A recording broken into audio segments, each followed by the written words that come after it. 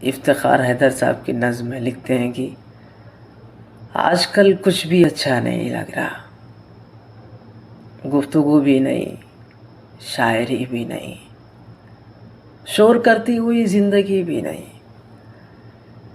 کھنکھناتی ہوئی چوڑیاں بھی نہیں،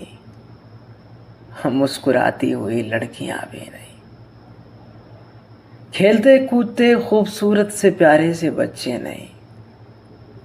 پھول کلیاں تبسم ستارے نہیں، شوخیوں سے مزین نشارے نہیں، چائے خانے نہیں، بزم یارا نہیں، صبح صادق کی ٹھنڈی ہوا بھی نہیں، آئینہ بھی نہیں، روشنی بھی نہیں، تتلیاں بھی نہیں، ایک تیرے ہی دم سے سبھی رنگ تھے، تو نہیں ہے تو کچھ بھی سجھاتا نہیں، دل کو بھاتا نہیں، آج کل کچھ بھی اچھا نہیں لگ رہا، آج کل کچھ بھی اچھا نہیں لگ رہا۔